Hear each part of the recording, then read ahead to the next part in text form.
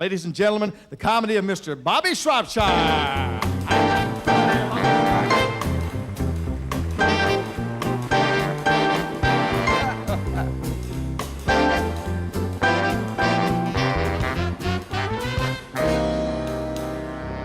right, let's have a hand for this band one time.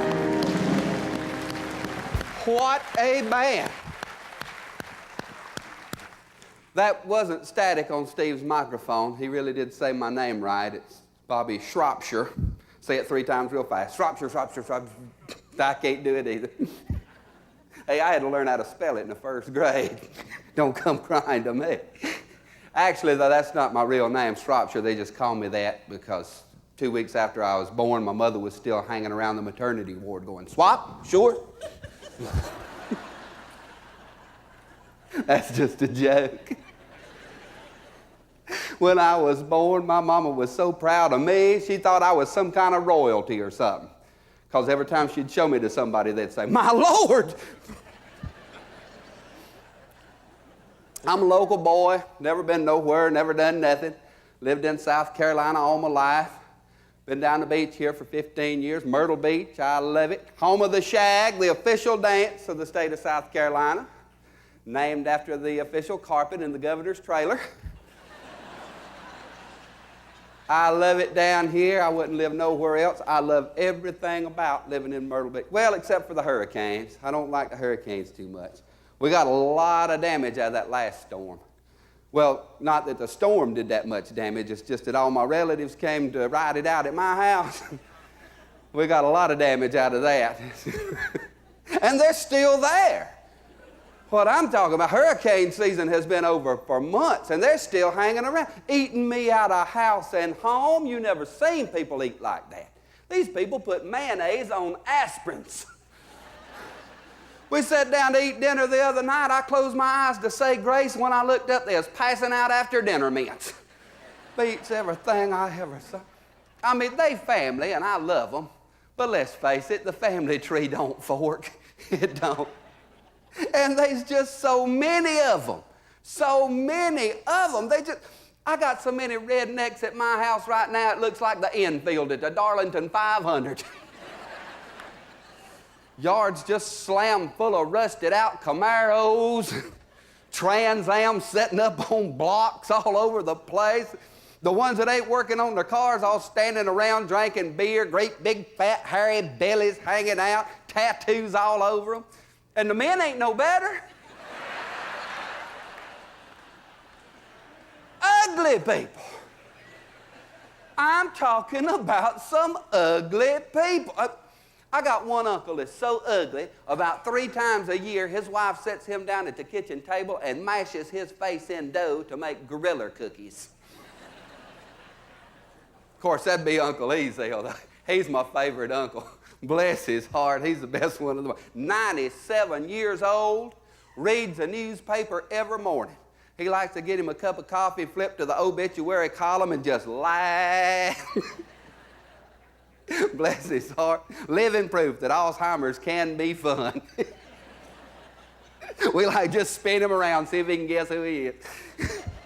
We took him fishing the other day. Me and him, my cousin Floyd, we went out the lake, got in a rowboat. We paddled out in the middle of the lake there. Quick as we got out in the middle of the lake, Uncle Ezel reached in his tackle box, pulled out a stick of dynamite. Lit the fuse, tossed it over the side, kaboom! There's fish floating all over the pond. He's scooping them up with a dip net. Floyd got mad. He said, man, don't you know that what you just did was illegal? He said, don't you realize that I happen to be a game warden? He said, don't you understand that I am supposed to be locking you up right now for what you just did? Uncle Ezel just reached back in his tackle box, grabbed another stick of dynamite, lit the fuse, handed it to Floyd, and said, you gonna fish or you gonna talk about your job?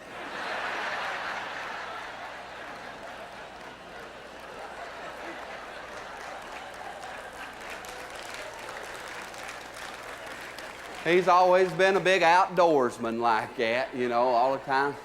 Hunting and fishing all the time. Well, he don't do that much hunting anymore, He's getting on up in years. He can't get out like he used to. Boy, he still loves to talk about it, though. He was telling me the other day about one time he went up to Alaska and went bear hunting. He said, yes, son, I was walking through a path down in the woods there. I went around the bend, and all of a sudden, a 14-foot-tall Kodiak bear jumped out at me and went, "Rah!" I said, Lord have mercy, what did you do? He said, I had a bowel movement. I said, well, you know, hey, big old bear jumped out at me like that. I'd probably do the same thing. He said, no, I meant just now when I went, rah. So,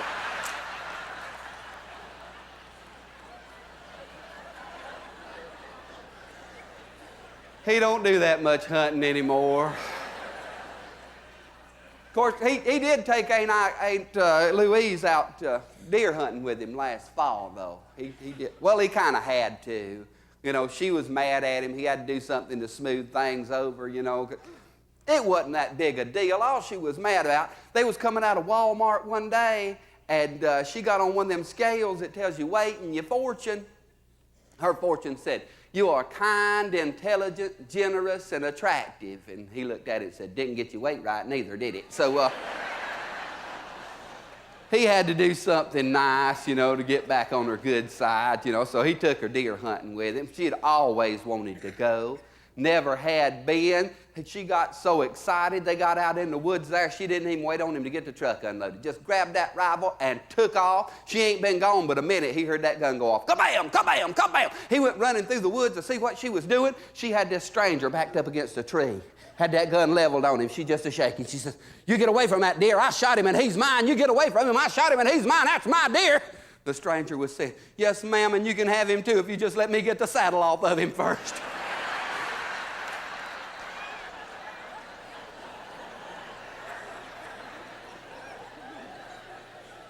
He don't do that much hunting anymore. Bless his heart, he can't get out like he used to. You know, his health is failing him. He's been in bad shape for the long time. Just got out of the hospital. He had a terrible accident the other day. He was going upstairs on one of them escalators. His foot slipped and he fell down that thing for an hour and 45 minutes. Broke his leg in 2 places. Once in Sears and once at the Chick-fil-A. And the poor old thing, he's been in awful shape for the longest time. His pacemaker had started acting up on him. And, well, he thought he could save a little money if he rewired it himself. Now he says he feels all right, but every time he burps, his garage door opens.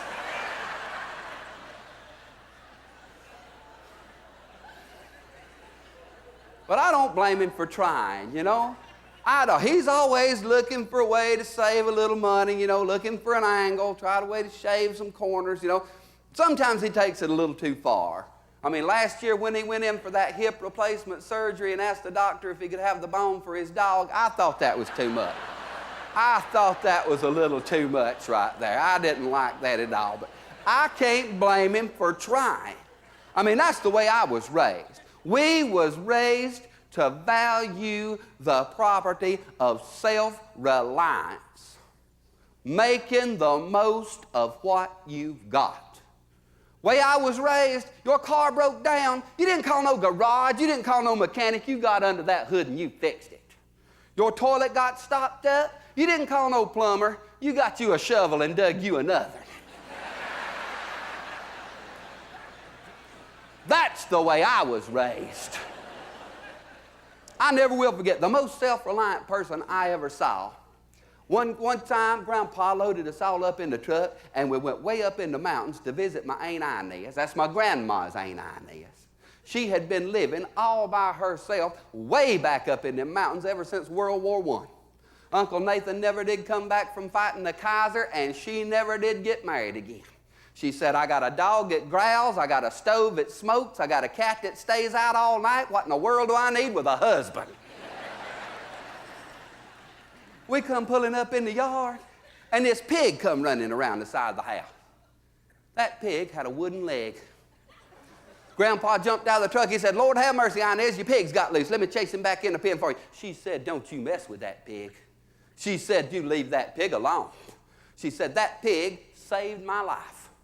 She said, last winter, I went to sleep with a kerosene lamp a-burning. That lamp was a-leaking, and the next thing you know, the curtains is on fire. There I sat sound asleep.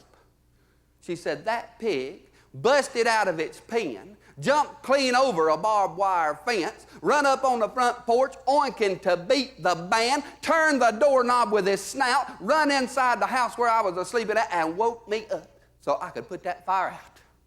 She said, "Don't you touch that pig. You leave that pig alone." I never will forget it. I was just a little old bitty feller. I was in the 3rd grade. I couldn't have been no more than 15 years old. I come piping up. I said, "Aunt Inez, how did that pig get that wooden leg?" She said, "Son, you get a pig like that, you don't just eat him all at one time."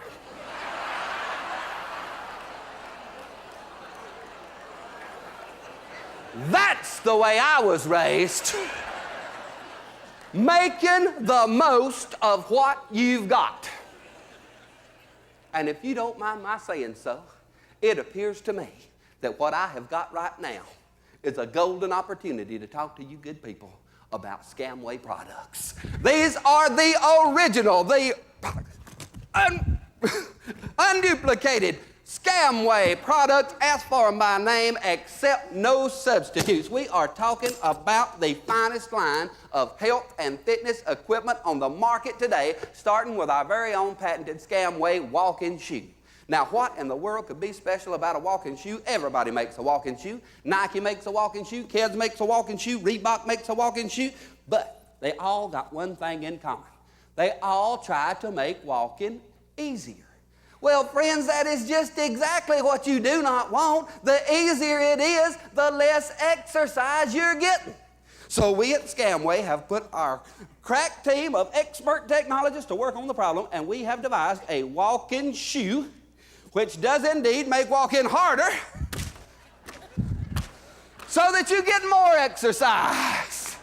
Now, they work the calves, they work the thighs, they work the all-important gluteus maximus. And if you walk a mile in these every day, you'll never have to break that thigh master out of the closet again, I guarantee you. Now, I know what you're thinking. Well, I don't know what he's thinking, but I know what the rest of y'all are thinking. You're thinking, that's all well and good for your legs, but what about the upper body? Well, I'm glad you brought that up. You know, there are thousands of different pieces of equipment on the market today which work the upper body, but they all got one thing in common. They all utilize either heavy metal, iron barbells, or petroleum-based synthetic rubber bands. Friends, can you imagine the harm we're doing to our fragile environment through the use and manufacture of these products? Well, we have put...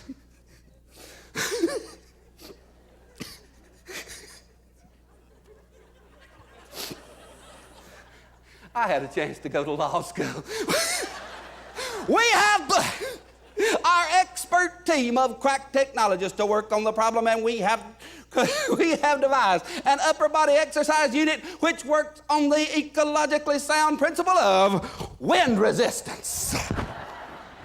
When used in conjunction with the patented Scamway walking shoe and a 5-mile-an-hour headwind, this little beauty gives you the full aerobic impact of cross-country skiing and at a fraction of the price of a Nordic track. I am getting a pretty good workout. Of course, my usual idea of exercise is 3 laps around a salad bar, right? All right. A lot of people, when they're out exercising, they like to use these little Walkman radios. Now, those things are great for playing tapes, you know, put a little music on, keep your rhythm up, a little motivation tape, you know, keep you excited. But there's a problem with them Walkman radios. They're great for playing tapes, but the radio reception on them things is never just exactly what you'd like for it to be. We have put our expert team of crack technologists to work on the problem, and we have combined a high-tech, state-of-the-art set of full-range, lightweight stereo headphones with a sturdy AM/FM radio antenna, so that while you're out getting your daily workout, you'll never have to miss Rush Limbaugh again.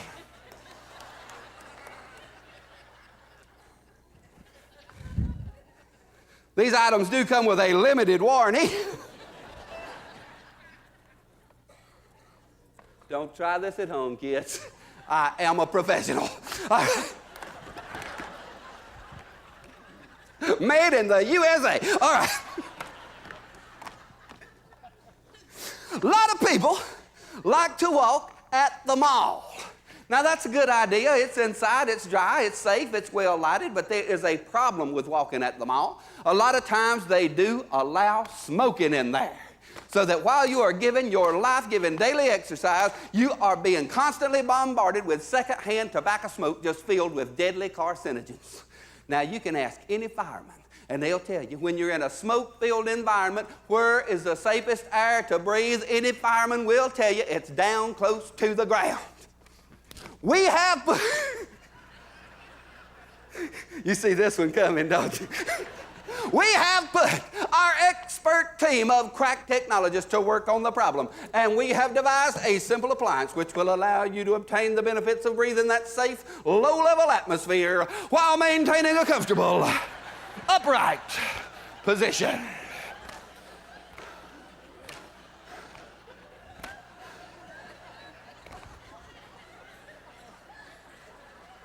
My mama's so proud of me.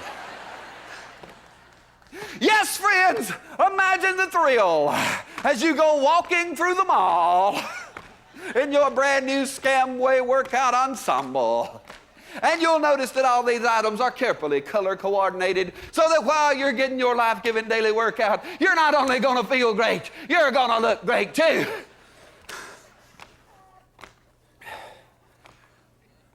By now, it's probably becoming obvious to some of you just exactly why I don't have a regular job.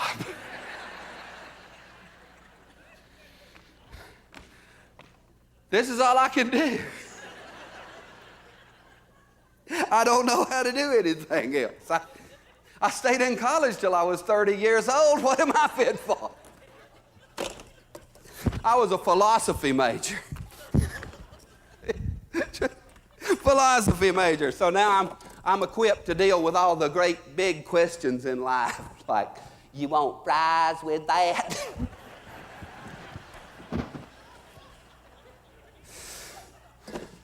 I'm so depressed.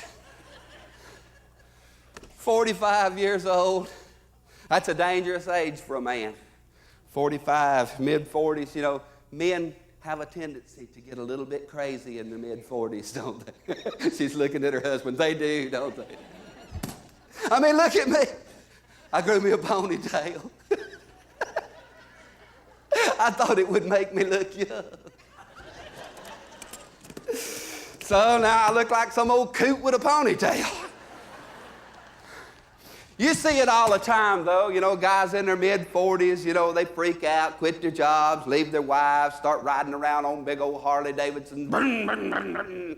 Black leather jacket. Toupees flapping in the breeze. Little blonde-headed bimbo on the back.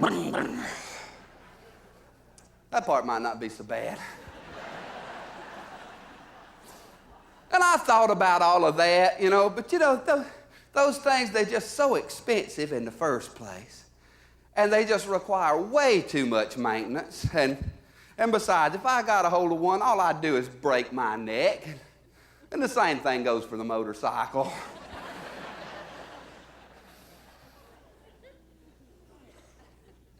But that's not what I'm depressed about.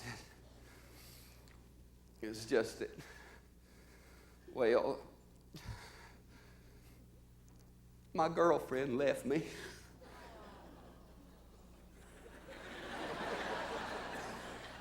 I appreciate your concern. She ran off with a tractor salesman.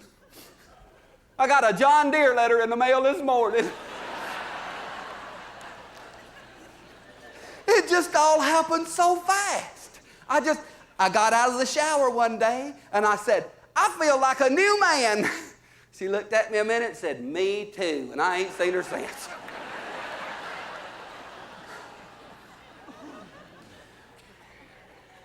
But what bothers me about the whole thing, I should have seen it coming. After what happened last year, I should have been ready for it. After what happened last year, I should have known. After what happened last year, are you kidding? Well, since you brought it up, It was about a year ago next month. I got up one morning. I went off to work like I usually do. I got almost all the way to work, and I realized I had left my lunch. I had 2 bologna sandwiches and a moon pie in a Piggly Wiggly sack. I had left it on the kitchen table. I had to turn around and go all the way home and get it. When I walked in to that kitchen, there was a pair of men's breeches hanging on one of the kitchen chairs. Bugle boys! And I wear Oshkosh bagosh. I looked out the window. I saw somebody running across my next door neighbor's yard. He didn't have on nothing but his underwear.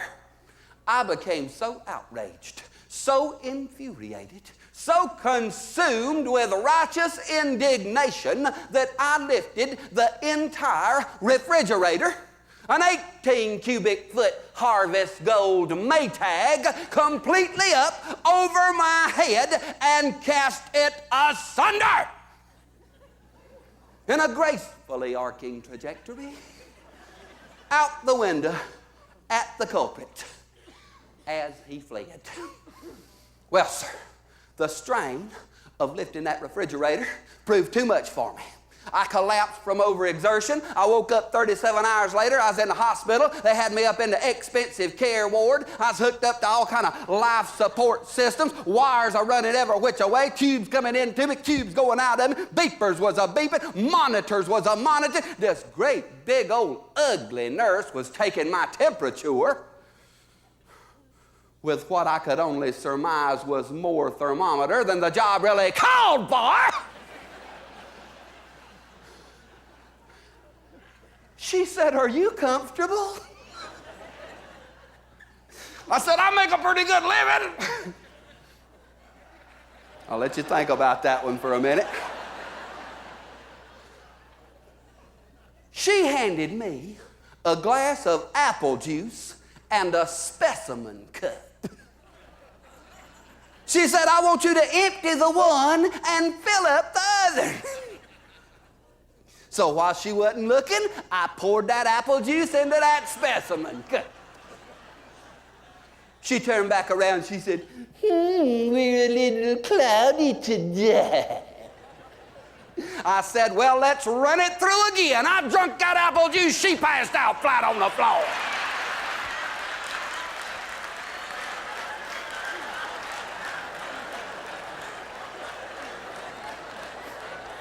That's my way of dealing with the healthcare crisis. And if you think that's gross, they fixing to give Hillary another crack at it.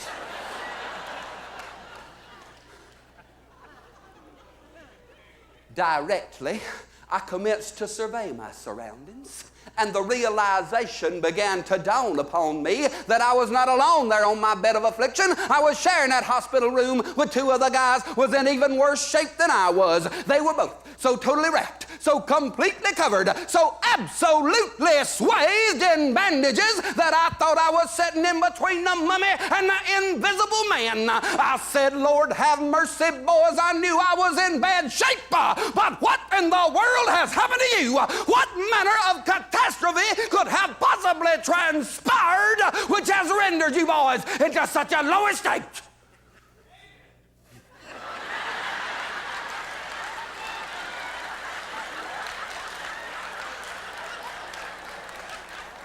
I beg your pardon. Hey-yo!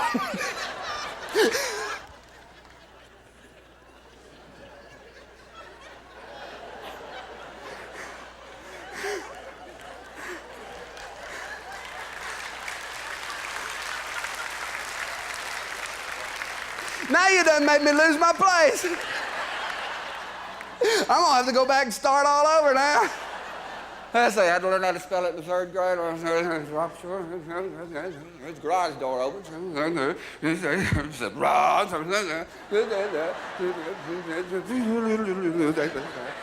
And bugle, boys. Okay, I got it. Don't mess with me no more. We'll be here all night.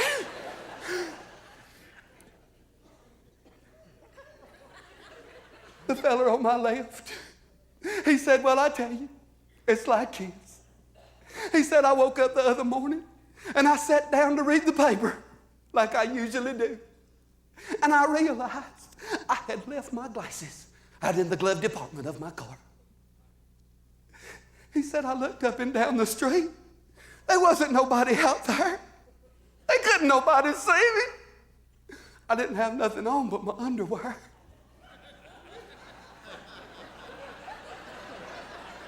Don't get ahead of me now. I'll let you know when it's time. He said, I ran out to my car and I grabbed my glasses. And as I went running back towards the house, all of a sudden, this refrigerator, an 18 cubic foot Harvest Gold Maytag, came falling out of the sky. I thought the world was coming to an end. And I'm saying to myself, what a coincidence. I turned to the fella on my right, the third co-sufferer there on our mutually shared bed of affliction. I said, tell me, friend, what is your sad story? What tragedy has befallen? What cruel twist of fate has delivered you into the abominable circumstances in which I find you now? Stay with me now, we're almost done. Ain't nobody in a bigger hurry than I am, believe me. He looked at me, and with a tear in his eye, he said, I don't rightly know. He said, the last thing I can remember, I was just sitting in this refrigerator minding my own business. Thanks a lot. You guys have been great. Thank you. Ladies and gentlemen, Mr. Bobby Shropshire.